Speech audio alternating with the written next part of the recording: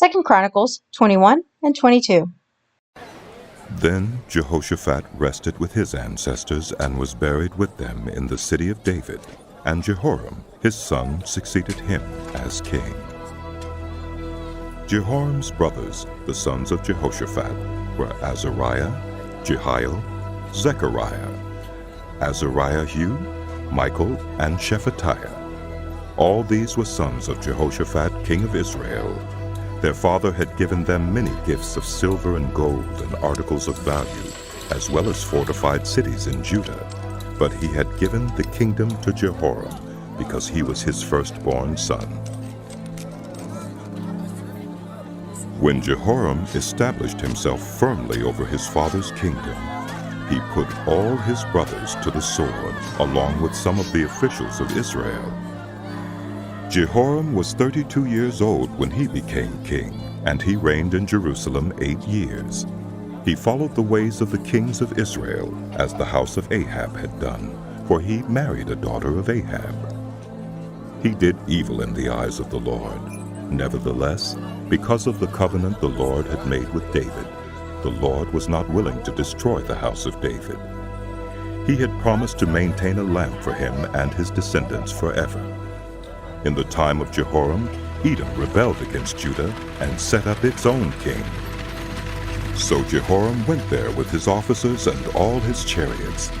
The Edomites surrounded him and his chariot commanders, but he rose up and broke through by night. To this day Edom has been in rebellion against Judah. Libnah revolted at the same time, because Jehoram had forsaken the Lord, the God of his ancestors. He had also built high places on the hills of Judah, and had caused the people of Jerusalem to prostitute themselves, and had led Judah astray. Jehoram received a letter from Elijah the prophet, which said, "This is what the Lord, the God of your father David, says. You have not followed the ways of your father Jehoshaphat, or of Asa, king of Judah, but you have followed the ways of the kings of Israel. You have led Judah and the people of Jerusalem to prostitute themselves, just as the house of Ahab did. You have also murdered your own brothers, members of your own family, men who were better than you. So now the Lord is about to strike your people, your sons, your wives, and everything that is yours with a heavy blow. You yourself will be very ill with a lingering disease of the bowels, until the disease causes your bowels to come out."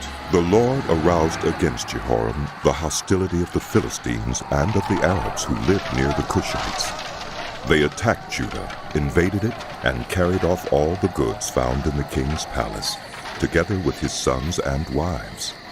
Not a son was left to him except Ahaziah, the youngest. After all this, the Lord afflicted Jehoram with an incurable disease of the bowels. In the course of time, at the end of the 2nd year, his bowels came out because of the disease, and he died in great pain. His people made no funeral fire in his honor, as they had for his predecessors. Jehoram was 32 years old when he became king, and he reigned in Jerusalem 8 years. He passed away to no one's regret, and was buried in the city of David, but not in the tombs of the kings. The people of Jerusalem made Ahaziah, Jehoram's youngest son, king in his place, since the raiders who came with the Arabs into the camp had killed all the older sons. So Ahaziah, son of Jehoram, king of Judah, began to reign. Ahaziah was 22 years old when he became king, and he reigned in Jerusalem 1 year. His mother's name was Athaliah, a granddaughter of Omri. He too followed the ways of the house of Ahab, for his mother encouraged him to act wickedly. He did evil in the eyes of the Lord, as the house of Ahab had done, for after his father's death they became his advisers to his undoing. He also followed their counsel when he went with Joram, son of Ahab, king of Israel, to war against Hazael, king of Aram, at Ramoth-Gilead. The Arameans wounded Joram, so he returned to Jezreel to recover from the wounds they had inflicted on him at Ramoth in his battle with Hazael, king of Aram. Then Ahaziah, son of Jehoram, king of Judah, went down to Jezreel to see Joram, son of Ahab, because he had been wounded.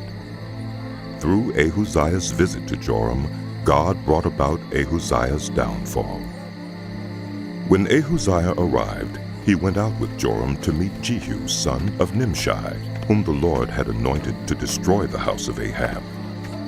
While Jehu was executing judgment on the house of Ahab, he found the officials of Judah and the sons of Ahaziah's relatives who had been attending Ahaziah, and he killed them. He then went in search of Ahaziah, and his men captured him while he was hiding in Samaria. He was brought to Jehu and put to death. They buried him, for they said, "He was a son of Jehoshaphat, who sought the Lord with all his heart." So there was no one in the house of Ahaziah powerful enough to retain the kingdom. When Athaliah, the mother of Ahaziah, saw that her son was dead, she proceeded to destroy the whole royal family of the house of Judah. But Jehoshaphat, the daughter of King Jehoram, took Joash, son of Ahaziah, and stole him away from among the royal princes who were about to be murdered, and put him and his nurse in a bedroom. Because Jehoshaphat, the daughter of King Jehoram and wife of the priest Jehoiada, was Ahaziah's sister, she hid the child from Athaliah so she could not kill him. He remained hidden with them at the temple of God for 6 years while Athaliah ruled the land. 2 Kings 11:12. When Athaliah, the mother of Ahaziah, saw that her son was dead, she proceeded to destroy the whole royal family. But Jehoshaphat, the daughter of King Jehoram and sister of Ahaziah, took Joash, son of Ahaziah, and stole him away from among the royal princes, who were about to be murdered. She put him and his nurse in a bedroom to hide him from Athaliah, so he was not killed. He remained hidden with his nurse at the temple of the Lord for 6 years while Athaliah ruled the land. In the 7th year, Jehoiada sent for the commanders of the units of 100, the Carites and the guards, and had them brought to him at the temple of the Lord. He made a covenant with them and put them under oath at the temple of the Lord. Then he showed them the king's son. He commanded them, saying, "This is what you are to do, you who are in the 3 companies that are going on duty on the Sabbath. A third of you guarding the royal palace, a third at the Sur gate, and a third at the gate behind the guard, who take turns guarding the temple. And you who are in the other 2 companies that normally go off Sabbath duty are all to guard the temple for the king. Station yourselves around the king, each of you with weapon in hand. Anyone who approaches your ranks is to be put to death. Stay close to the king wherever he goes." The commanders of the units of 100 did just as Jehoiada the priest ordered. Each one took his men, those who were going on duty on the Sabbath and those who were going off duty, and came to Jehoiada the priest. Then he gave the commanders the spears and shields that had belonged to King David and that were in the temple of the Lord. The guards, each with weapon in hand, stationed themselves around the king, near the altar and the temple, from the south side to the north side of the temple. Jehoiada brought out the king's son and put the crown on him. He presented him with a copy of the covenant and proclaimed him king.